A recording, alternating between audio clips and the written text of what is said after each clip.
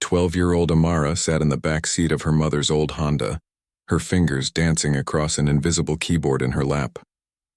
To anyone watching, it might have looked like she was just fidgeting. But Amara wasn't fidgeting. She was playing Chopin's Nocturne in E-flat major, every note perfect in her mind, every rest timed to precision. She'd been born this way. No light, no colors, no faces, just darkness. But somewhere along the way, that darkness had filled with something else. Music. Beautiful, endless music. Her mother, Patricia, glanced at her through the rearview mirror. She didn't say anything, but Amara could hear the smile in her silence. After 12 years together, they'd learned to communicate in ways that went beyond words. A shift in breathing, a change in footsteps, the particular way her mother's keys jingled when she was happy versus when she was worried. Right now, those keys were jingling the worried way. "You nervous, baby?" Patricia finally asked. Amara stopped her invisible playing. "A little," she admitted. "Okay, maybe a lot." It had been 3 weeks since Mrs. Chen handed her that letter. Well, handed it to her mother, technically. Amara couldn't read it herself. But when Patricia read it aloud, every word had burned into Amara's memory. The Regional Youth Music Showcase. Grandmont Concert Hall. 20 selected performers from across 3 states.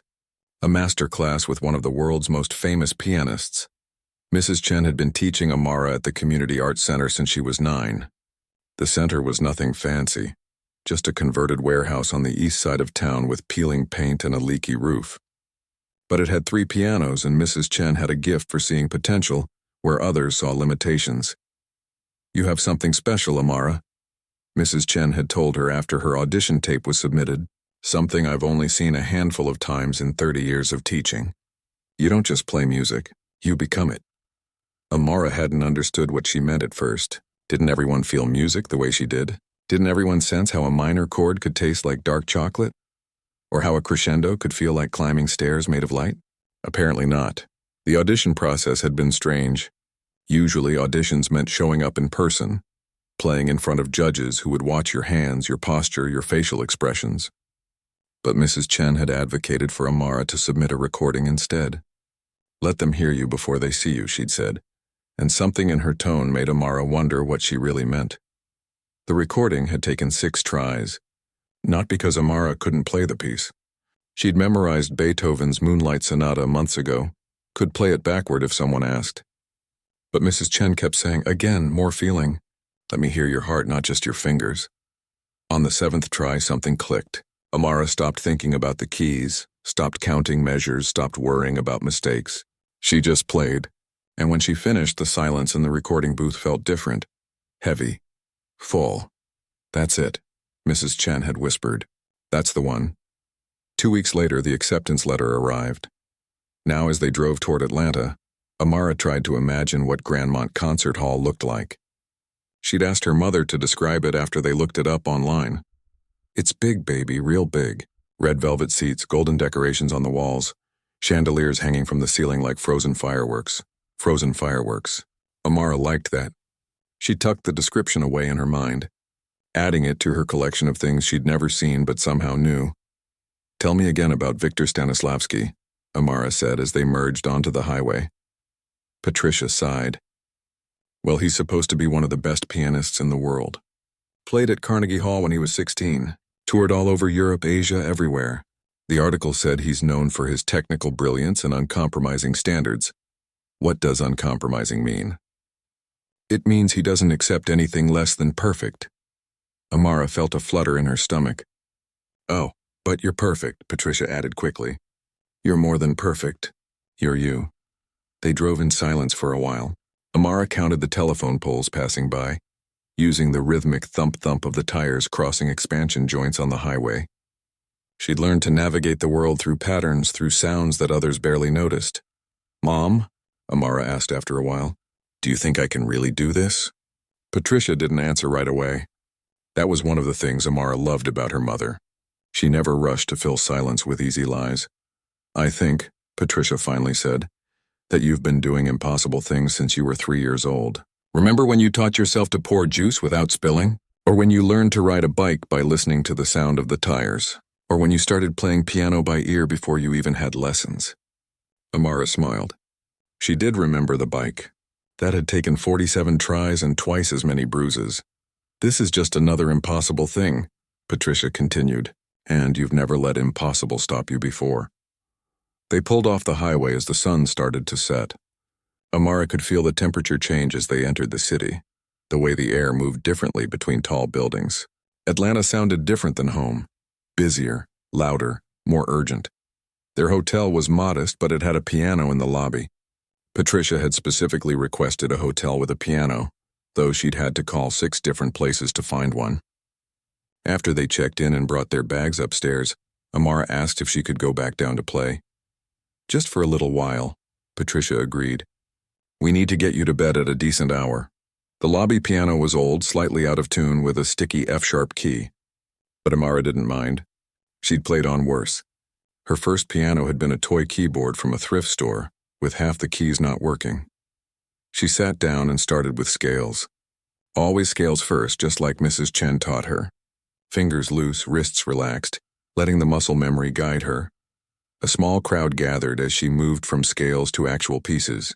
She could hear them, the shuffle of feet, the whispered conversations. Normally, this might have made her nervous. But tonight, with the showcase tomorrow, with everything she'd worked for hanging in the balance, the audience felt like practice. She played Debussy. Then some jazz improvisation. Then, because she couldn't help herself, she played the piece she'd be performing tomorrow, Rachmaninoff's Prelude in C-sharp minor. It was ambitious, maybe too ambitious. Mrs. Chen had suggested something simpler, safer.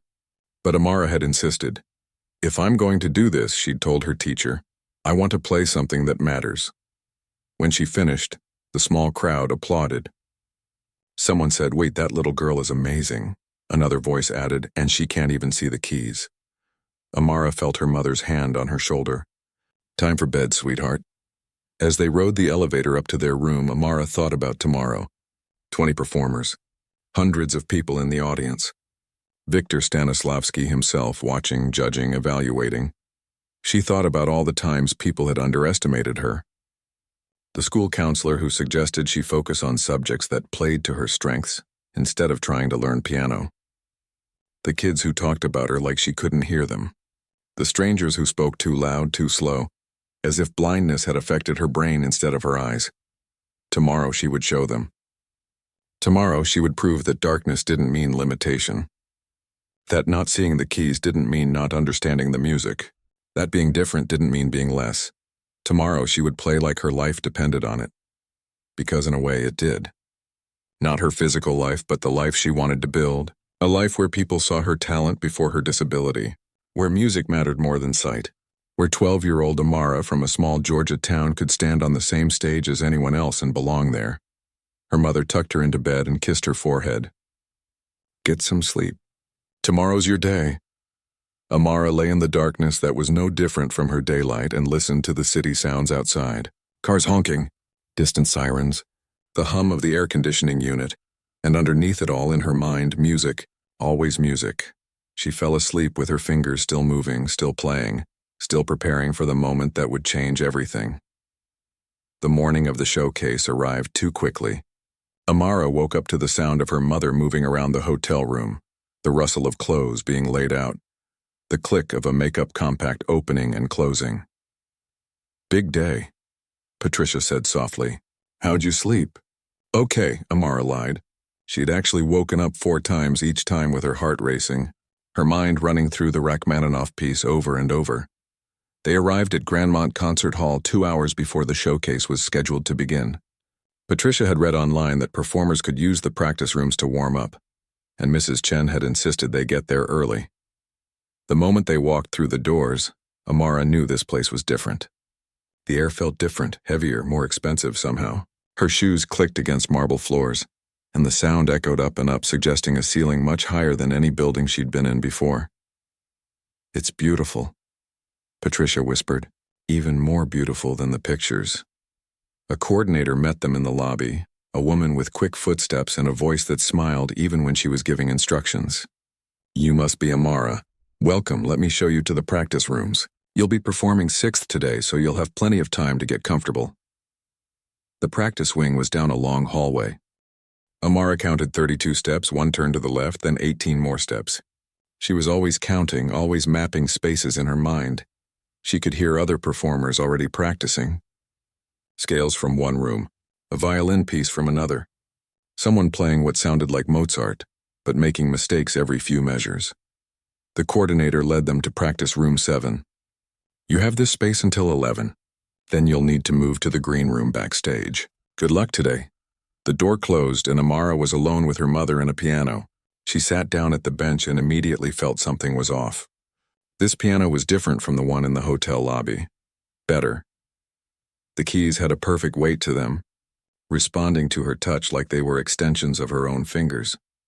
This is a nice one, Amara said, running her hands across the keys without pressing them down. It looks expensive, Patricia agreed. Everything here looks expensive. Amara started her warm-up routine.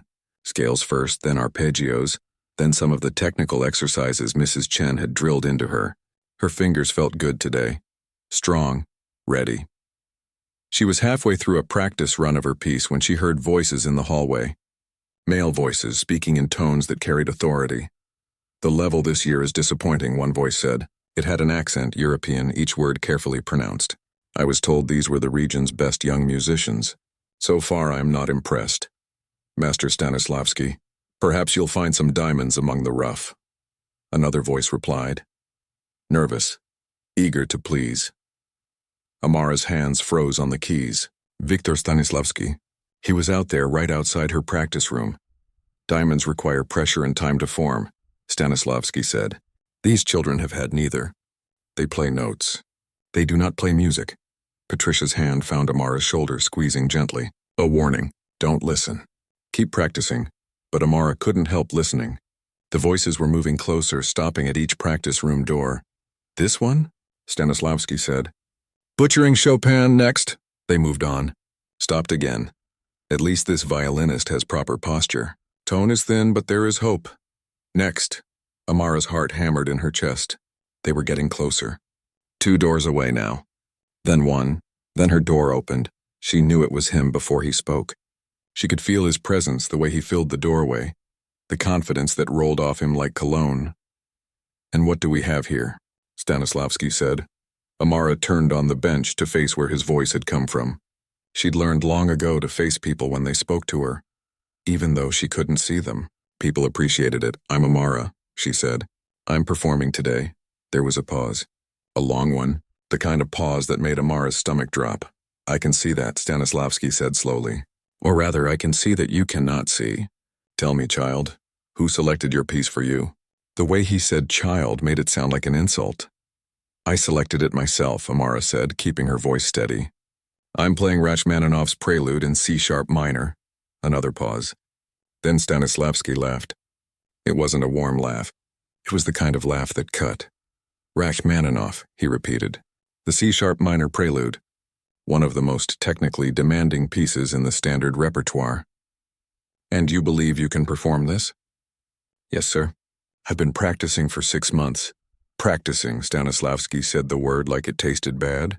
Tell me, how do you practice? How do you read the music? Surely someone must play it for you first and you simply memorize what you hear? Amara felt heat rising in her cheeks.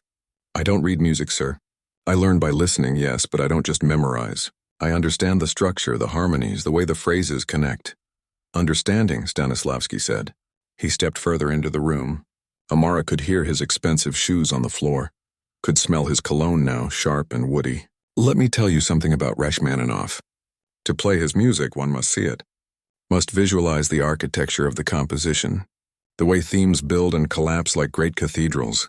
The visual landscape he paints with sound. You cannot possibly understand this.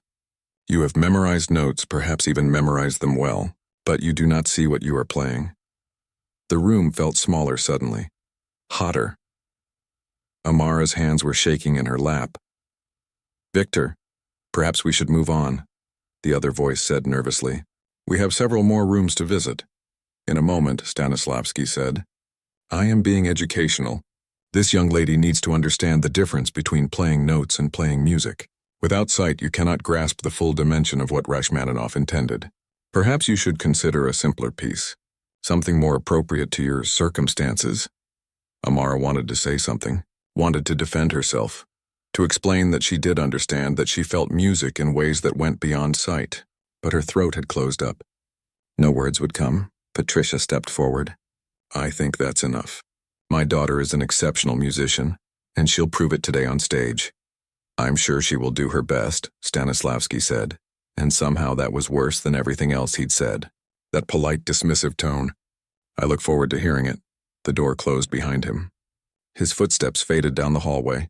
Amara sat frozen on the piano bench. Her hands were still shaking. She felt tears building behind her eyes and hated herself for it. She wouldn't cry. She wouldn't give him that, baby. Patricia said softly. Don't listen to him. He doesn't know you. He doesn't know what you can do. But the damage was done. Amara could feel it spreading through her like cold water. All her confidence from last night, all her determination was draining away. She heard whispers from the hallway. The other performers had heard. Word was spreading. Did you hear what he said to that blind girl? She's playing Rachmaninoff. That's insane, poor thing. She should probably withdraw. This is going to be embarrassing to watch. Each whisper was a small knife. Each pitying tone made it worse. Mrs. Chen arrived 30 minutes later. She took one look at Amara's face and knew something had happened. Patricia filled her in quietly while Amara sat at the piano, not playing, not moving. Amara, Mrs. Chen said, kneeling beside the bench. Look at me. Well, you know what I mean. Despite everything, Amara almost smiled. This man, this Victor Stanislavski, he is a great pianist. But he is wrong about you. You hear me? Wrong. I have taught music for 30 years. I have taught hundreds of students. And you, Amara, you are the most naturally gifted musician I have ever encountered. What you have is rare, special. He said I can't understand the music because I can't see it, Amara whispered. And he is wrong. Mrs. Chen repeated firmly. You understand music in ways he never will. You don't just see music, Amara, you live inside it. That's your gift. That's what makes you extraordinary. But the words felt hollow now. Amara tried to practice, tried to run through her piece one more time, but her fingers kept stumbling. Notes she'd played perfectly 1,000 times suddenly felt foreign. When it was time to move to the green room, Amara walked with her head down. She could feel the stares of other performers, could hear their whispers. The showcase began at noon. One by one, performers took the stage. A violinist playing Bach, a cellist playing Dvorak, a pianist playing Debussy. Each performance was met with polite applause. Amara sat backstage listening to it all. Her stomach churned. Her hands felt cold and clumsy. You're up next, the stage coordinator said softly. You ready? Amara nodded, not trusting her voice. Her mother squeezed her hand. Remember who you are. Remember why you play. But as Amara stood up, as she felt her mother guide her toward the stage entrance, all she could hear was Stanislavski's voice in her head. You cannot possibly understand this. You have memorized notes. Without sight, you cannot grasp the full dimension. The stage manager touched her elbow. Okay, Amara, it's time. Your mother will guide you to the piano bench, then she'll exit stage left. Take a moment to get comfortable, then begin whenever you're ready. Good luck. The curtain opened. The lights were bright, she was told, though it made no difference to her. What she could feel was the weight of hundreds of eyes watching her, judging her. And somewhere in that audience, Victor Stanislavski was waiting to be proven right. Amara barely remembered walking off the stage. The performance had been a disaster. Not a complete disaster, not the kind where you forget the notes or your hand seize up entirely, but it had been wrong, hollow, like she was playing from 1,000,000 miles away, watching her own fingers through a fog. She'd made it through all the notes, every single one technically correct, but there had been no life in it, no soul. She'd been so focused on not making mistakes, so terrified of proving Stanislavski right, that she'd forgotten to actually feel the music. The polite applause afterwards had been the worst part. Polite applause was worse than no applause at all. Back in the green room, the other performers had avoided her. Not meanly, just awkwardly. Nobody knew what to say to the girl who'd just confirmed everyone's worst expectations. Mrs. Chen had tried to be encouraging. You got through it. That's something. The piece is difficult and you played all the right notes. But they both knew the truth. Playing the right notes wasn't enough. It had never been enough. Now, hours later, Amara lay in the hotel bed staring at the ceiling she couldn't see. Her mother was in the other bed. breathing the deep, steady rhythm of sleep. But Amara couldn't sleep. Every time she closed her eyes, she heard that hollow performance echoing in her head. You were right, she thought bitterly. She didn't know if she was thinking it to Stanislavski or to herself. You can't see the music, so you can't really play it. The hotel room felt too small suddenly, too quiet. The silence was pressing in on her from all sides, suffocating. She sat up carefully, swinging her legs over the side of the bed. She knew this room by now. 12 steps to the bathroom, 8 steps to the door. She'd mapped it all when they first arrived. "Mom?" she whispered. No answer. Patricia was exhausted from the long day, from the emotional roller coaster, from trying to keep Amara's spirits up when her own heart was breaking. Amara stood up and made her way to where she'd left her shoes. She slipped them on, grabbed her jacket from the chair, and felt for the room key on the dresser. She needed to get out, needed to move, needed to do something other than lie in the dark, replaying her failure over and over. The hallway was quiet at this hour. Amara counted her steps to the elevator, pressed the button, waited. The elevator arrived with a soft ding that seemed too loud in the silence. In the lobby, a night security guard looked up from his desk. "Little late for a walk, isn't it?" he said, not unkindly, just surprised. "I can't sleep," Amara said. "Is the piano still available? The one in the lobby?" She heard the guard stand up, walk closer. "You're that girl from the showcase today, aren't you? I heard about it from the day shift. They said there was this young blind pianist performing."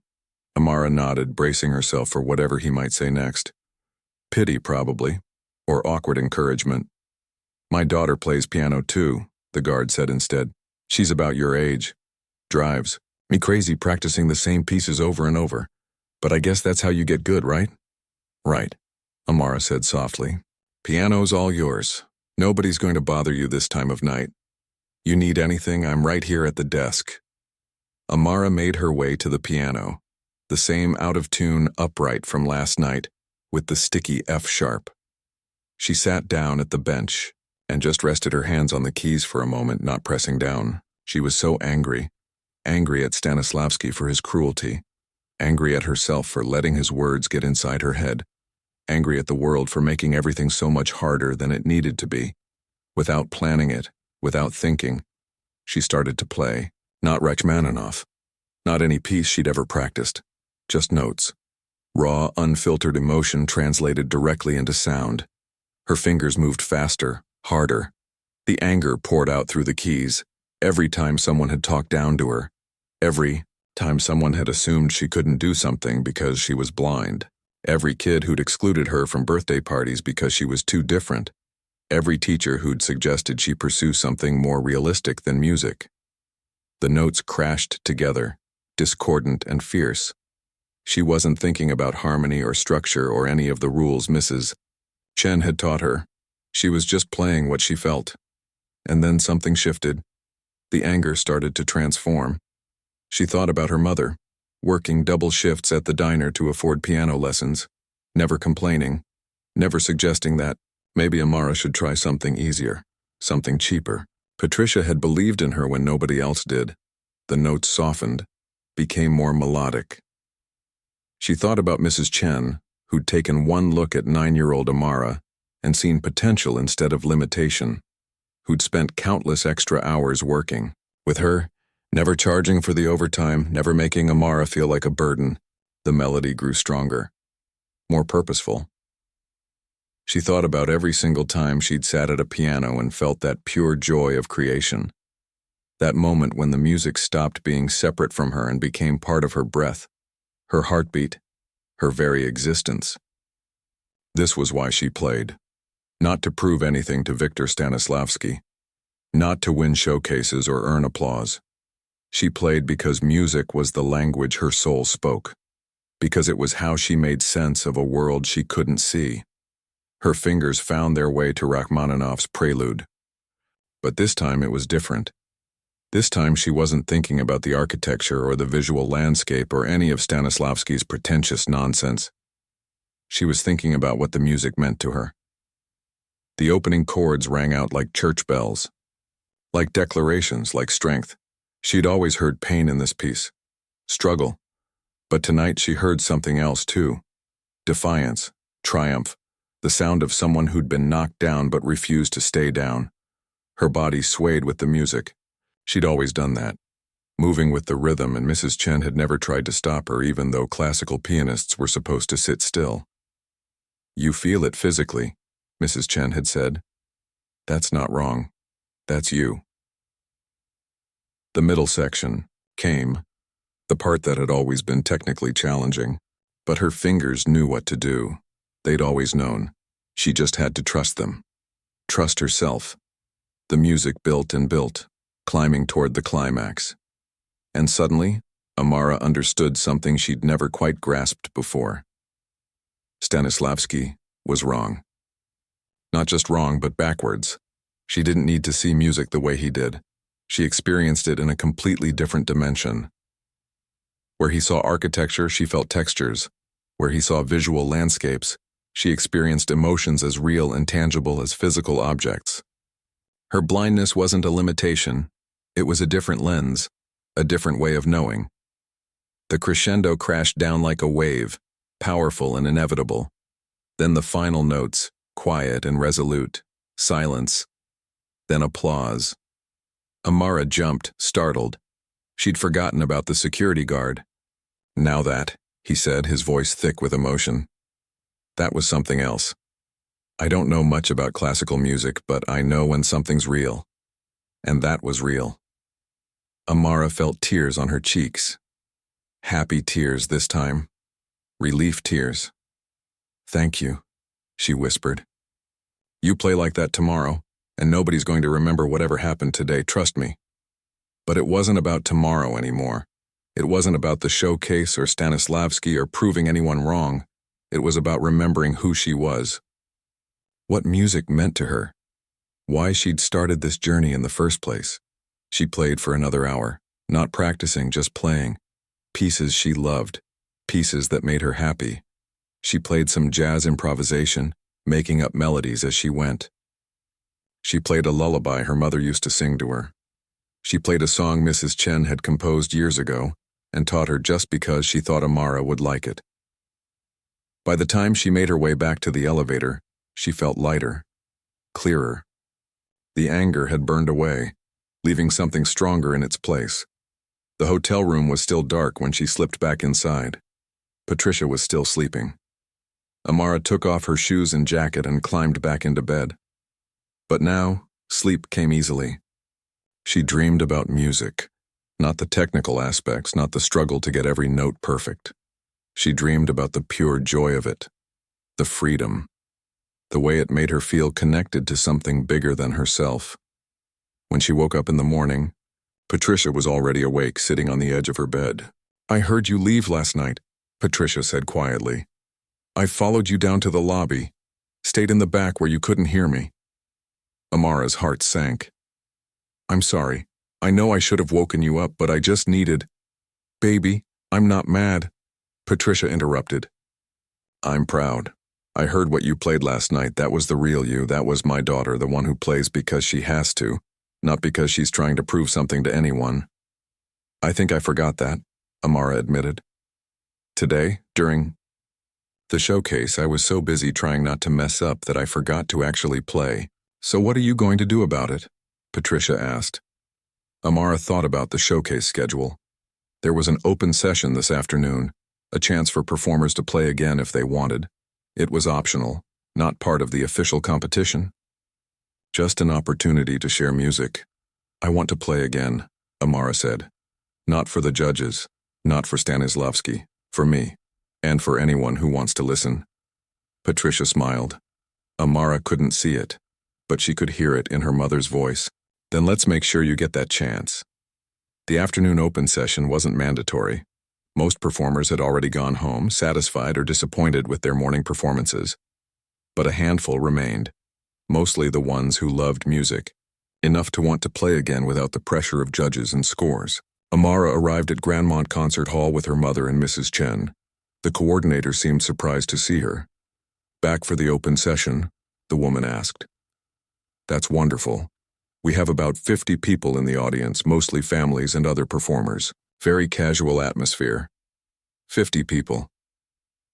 Yesterday, Amara would have been relieved by the smaller crowd. Today, she didn't care if there were 5 people or 500. She wasn't playing for them. She was playing for herself. The stage felt different, this time as her mother guided her to the piano bench. Less intimidating. More like home. Patricia squeezed her hand before walking off stage, and Amara heard the familiar sound of her mother's footsteps fading into the wings. She sat at the bench and took a deep breath. Her fingers found the keys, testing them lightly. This was a good piano. A great piano, actually. Steinway, probably. She could tell by the weight of the keys, the richness of the tone even in the lightest touch. The audience was quiet, waiting. Amara closed her eyes, though it made no real difference. It was just something she did to center herself, a ritual that helped her focus. She thought about last night, about the anger that had transformed into understanding, about remembering why she loved music in the first place. Then she began to play. The opening chords of Rachmaninoff's Prelude in C-sharp minor rang out, powerful and clear. But this time everything was different. This time Amara wasn't trying to visualize architecture or paint landscapes she'd never seen. She was just being honest. Honest about what the music meant to her, what it felt like in her hands, in her heart. The bells tolled. That's what those opening notes always sounded like to her. Church bells, deep and resonant, announcing something important, something that demanded attention. Her body moved with the music, swaying slightly. She'd tried to sit still this morning, tried to look like the proper classical pianists she'd heard described, but that wasn't her. This was her, moving, feeling, living inside every note. The melody emerged, dark and brooding. She felt the weight of it in her shoulders, the tension in her wrists. This was music about struggle, about facing something difficult and choosing to push forward anyway. Wasn't that her whole life? Every day was a navigation of a world built for people who could see. Every simple task took more effort, more planning, more courage. But she did it anyway. She kept going. Just like this melody kept pushing forward despite the weight of those minor chords. The middle section approached, the technically demanding part that had always challenged her. Her fingers began the rapid passage, the notes tumbling over each other like water rushing downstream, fast but not frantic, controlled but not rigid. She'd practiced this section hundreds of times, but practice had never felt like this. This felt like flying. Her left hand held down the deep bass notes while her right hand danced across the higher register. The two voices talked to each other, argued with each other, finally agreed with each other. That's what polyphony was, Mrs. Chen had explained once. Multiple voices having a conversation. Amara had always loved that idea. Music as conversation. Music as connection. She could feel the audience leaning in, could sense their attention sharpening. Even without seeing them, she knew they were experiencing something. She could tell by the quality of the silence, the way the air in the room felt charged with energy. The climax was building now. This was the part where everything came together, where all the themes and motifs that had been introduced earlier collided in one massive, thundering crescendo. Amara's hands moved with absolute certainty. These weren't just notes anymore. This was a statement. This was her saying, "I am here, I matter. My voice deserves to be heard." The crescendo crashed down like a storm. Huge chords, both hands, the full power of the piano unleashed. The sound filled the concert hall, filled her chest, filled everything. And then, just as suddenly, it softened. The storm passed. The final phrases emerged, quieter now, reflective, like someone looking back on a battle they'd fought and survived. The last notes fell like drops of rain after thunder. Soft, gentle, resolved. Amara's hands lifted from the keys. She sat very still, letting the silence settle. Then nothing. Complete silence. For a moment, panic flickered in her chest. Had she messed up? Had she been so lost in her own experience that she'd forgotten the audience entirely? But then she heard it. A single pair of hands clapping. Slow, deliberate claps. Not polite applause. Something else. Something more intentional. More hands joined in. Then more. Then suddenly the whole room erupted. But this wasn't the polite applause from this morning. This was different, louder, more urgent. People were standing up. She could hear chairs scraping, feet shuffling. A standing ovation. For her. Amara felt tears prickling at her eyes. She stood up from the bench, turned toward where she knew the audience was, and bowed. The applause continued, wave after wave of it. She heard her mother's voice from somewhere in the wings, choked with emotion. "That's my baby. That's my girl." The applause seemed to go on forever, 3 minutes, maybe 4. Amara had never experienced anything like it. Finally, it began to subside. But before it could fade completely, she heard footsteps on the stage. Confident footsteps. Expensive shoes on polished wood. Her stomach tightened. She knew those footsteps. Victor Stanislavski had come up on stage. The audience fell silent again, waiting, wondering what would happen next. "Young lady," Stanislavski's accented voice rang out across the hall. He was close now, just a few feet away. "I need to speak with you." Amara lifted her chin, preparing herself for whatever cutting remark he might have prepared. She'd played her truth. He couldn't take that away from her now. "I owe you an apology," Stanislavski said. The words were so unexpected that Amara wasn't sure she'd heard correctly. "Yesterday I spoke to you with arrogance, with cruelty. I spoke from a place of limited understanding, from the narrow view of someone who has only ever known one way of experiencing music." He paused. The silence in the hall was absolute. Everyone was listening.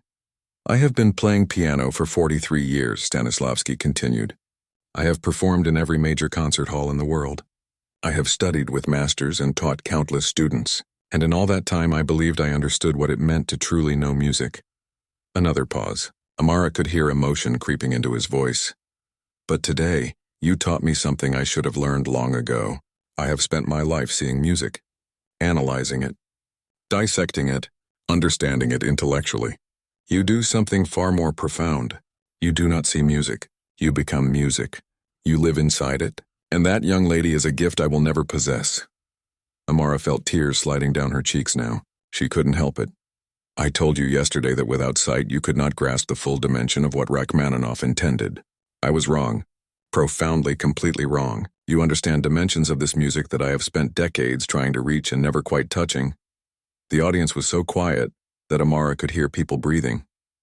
"I have a question for you," Stanislavski said. "And I am asking this in complete sincerity without pride or pretense. Would you consider allowing me to study with you? To learn from you? I wish to understand how you do what you do. I wish to learn to feel music the way you feel it." Gasps rippled through the audience. Victor Stanislavski, one of the most famous pianists in the world, was asking to become a student of a 12-year-old girl he'd mocked just yesterday. Amara thought about how to respond. Part of her wanted to say no, wanted to make him feel even a fraction of what he'd made her feel. But that wasn't who she was. That wasn't what music had taught her. "Mr. Stanislavski," she said carefully, "I don't think you need to be my student, but maybe we could learn from each other. Because you do know things I don't know. You have experience and knowledge that I could benefit from. Music isn't about one person being better than another. It's about sharing, about connecting, about making something beautiful together." There was a moment of silence. Then Stanislavski did something completely unexpected. He took her hand and pressed it between both of his. "You are wise beyond your years," he said quietly, "and you are correct. We will learn from each other. Thank you for this gift, for your grace, for showing me what I have been missing." He released her hand and stepped back. The audience erupted again, even louder than before. People were cheering now, not just clapping. Someone handed Amara a bouquet of flowers. She held them awkwardly, not quite sure what to do. The fragrance was overwhelming, sweet and strong. Mrs. Chen appeared at her side, guiding her off the stage. "I am so proud of you," her teacher whispered. "Not just for how you played, but for how you handled that. With dignity, with grace." Backstage, other performers crowded around. The same ones who'd whispered about her yesterday were now asking questions, wanting to know how long she'd been playing, where she studied, what other pieces she knew. One girl, a violinist maybe 14 or 15, touched Amara's arm gently. "I've been playing for 8 years," she said, "and I've never felt music the way you seem to feel it." "How do you do that?" "I don't know," Amara admitted. "I just listen, really listen, and I try to be honest about what I'm feeling." "That's it?" the girl asked. "That's it," Amara said. "The rest is just practice." Patricia found her in the crowd, pulled her into a tight hug. "You did it, baby. You really did it. We did it, Amara corrected. I couldn't have gotten here without you. Without Mrs. Chen. Without everyone who believed in me. As they prepared to leave the concert hall, Amara realized something had changed. Not in the world, not really. The world would still be difficult to navigate. People would still make assumptions. Challenges would still exist, but something had changed in her.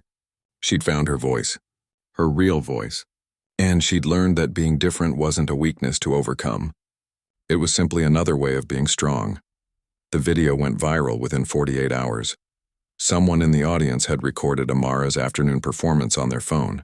Not professionally, just a shaky recording from a few rows back, but it captured everything. The music, the standing ovation, Stanislavski's public apology, the raw emotion of the entire moment. By Monday morning, it had 3 million views. By Wednesday, it was on national news. By Friday, Amara's life had completely changed. The first interview request came from a local Atlanta station. Then CNN called, then Good Morning America. Patricia fielded the calls while Amara sat at their kitchen table, trying to process what was happening. Everyone wants to talk to you, her mother said, hanging up the phone for the 10th time that morning. What do you want to do? Amara thought about it. Part of her wanted to hide, to go back to her normal life of school and piano lessons and homework. But another part of her remembered that violinist who'd asked how she felt music so deeply. Remembered the messages that were starting to come in through Mrs. Chen's email. Messages from kids who'd been told they couldn't do something because of a disability. From adults who'd given up on dreams years ago. From people who just needed to hear that being different wasn't the same as being less. I think I want to talk to them, Amara said finally. Not about me being inspiring or whatever, but about music. About how everyone experiences things differently, and that's okay. That's actually good. So she did the interviews. She was nervous at first, stumbling over words, not sure where to look since she couldn't see the cameras. But Patricia sat beside her and gradually Amara found her rhythm. People keep calling you inspiring, one interviewer said. How does that make you feel? Amara had thought about this question a lot. Honestly, sometimes it's frustrating, because people say I'm inspiring just for existing, just for doing normal things like going to school or playing piano. I'm not inspiring because I'm blind. If anything inspires people, I hope it's because I work hard and I love what I do. That's something anyone can relate to, whether they can see or not. The clip of that response went viral too. Disability advocates shared it. Teachers used it in classrooms. It sparked conversations about the difference between inspiration and inspiration exploitation. But the biggest change came from Victor Stanislavski himself. He kept his word. 2 weeks after the showcase, he showed up at the Community Arts Center in Amara's small Georgia town. He arrived in a black car that looked completely out of place in the modest neighborhood. Mrs. Chen nearly dropped her coffee when she saw him walk through the door. I am here for my lesson, he announced, if the offer still stands. And so began the strangest musical partnership anyone had ever seen. Once a month, Stanislavski would fly to Georgia. He'd sit in the same practice room where Amara took her lessons, and they would play together. Talk about music. Challenge each other. He taught her things that only decades of professional experience could provide.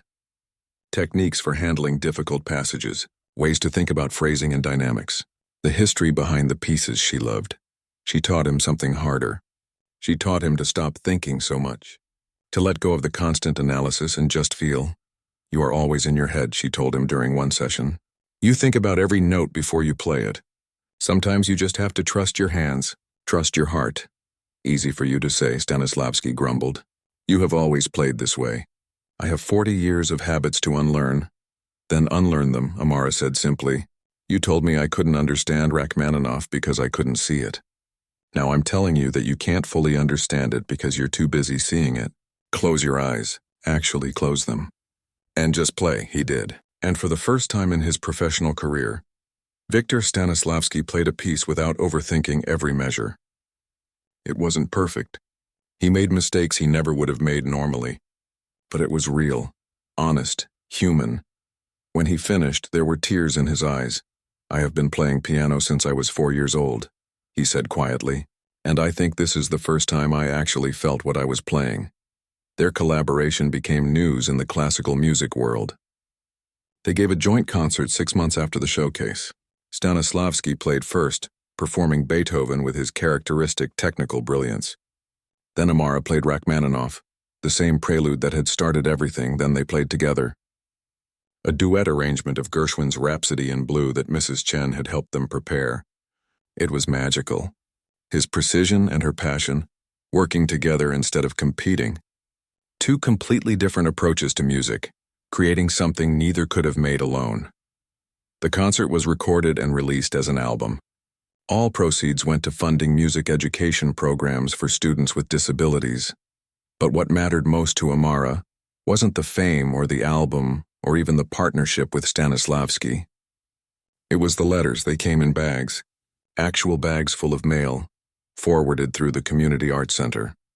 Letters from kids who'd started piano lessons after seeing her video, from adults who'd picked up instruments they'd abandoned years ago, from parents of children with disabilities who said they'd stopped limiting what their kids could dream about. One letter came from a 9-year-old boy in Ohio who was blind like Amara. His parents had been discouraging him from pursuing music, thinking it would be too difficult. After seeing Amara's performance, they'd enrolled him in lessons. He sent her a recording of his first recital. It was shaky and imperfect and absolutely beautiful. Amara listened to that recording 3 times, crying the whole way through. This is why it mattered, she told her mother. Not the showcase or the standing ovation or any of it. This. Helping one kid believe he can do something everyone told him was impossible. Patricia hugged her daughter tight. You know what's funny? I always knew you were special. From the time you were tiny, I knew. But I was so scared. Scared the world would be too hard on you. Scared you'd face rejection and pain and disappointment. I did face those things, Amara pointed out, I know. And you handled them better than I ever could have imagined. You didn't let them make you bitter or small. You let them make you stronger, kinder. That's what I'm most proud of. School was different now, too. The kids who'd ignored Amara before suddenly wanted to be her friend. She was invited to parties, to study groups, to hang out at the mall. It was nice, mostly, but also a little weird. They only like me because I'm famous now, she told her best friend Keisha one day at lunch. Keisha had been her friend since 3rd grade, back when nobody else wanted to sit with the blind girl. Some of them, yeah, Keisha agreed. But who cares? You've got the real friends who were there before. The rest is just noise. Keisha was right. And Amara was learning to tell the difference between people who wanted to know her and people who wanted to know the girl from the viral video. Mrs. Chen remained her teacher, though now they had to schedule lessons around Amara's other commitments. Concert requests, interviews, mentorship programs. Amara had started volunteering at a school for blind children, teaching basic piano once a week. You're busier than I am, Mrs. Chen joked one afternoon. Soon you won't need me anymore. That's not true, Amara said seriously. I'll always need you. You saw me when nobody else did. You believed in me when I didn't believe in myself. That doesn't change just because other people know my name now. A year after the showcase, Amara performed at Carnegie Hall. It was a benefit concert for accessible arts education. Stanislavski was there, in the audience this time instead of on stage. So was her mother, Mrs. Chen, Keisha, and half her small Georgia town who'd somehow scraped together money for tickets and made the trip to New York. Standing on that legendary stage, Amara thought about everything that had led to this moment. The practice rooms, the doubters, the humiliation, the midnight revelation, the performance that changed everything. But mostly she thought about that 9-year-old version of herself, sitting at a thrift store keyboard with broken keys, falling in love with music for the first time. She thought about what she would tell that little girl if she could. You're going to face people who don't believe in you, she would say.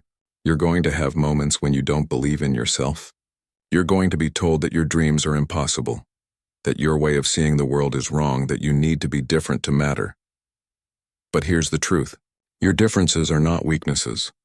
They're not obstacles to overcome. They're just different ways of being strong, different ways of seeing, different ways of understanding. And when you find the thing you love, the thing that makes you feel alive and whole and complete, hold on to it. Work for it. Fight for it. Not to prove anyone wrong, but because it's yours. Because it matters. Because you deserve to spend your life doing what you love. The world needs your voice. Not despite how you're different, but because of it. Amara placed her hands on the Carnegie Hall piano, took a deep breath and began to play. And in that moment, she wasn't the blind pianist who'd gone viral. She wasn't the girl who'd been mocked by a famous musician. She wasn't an inspiration or a symbol or a story. She was just Amara, a girl who loved music, a girl who'd learned that the most powerful thing she could do was be exactly who she was, and that ultimately was enough. More than enough.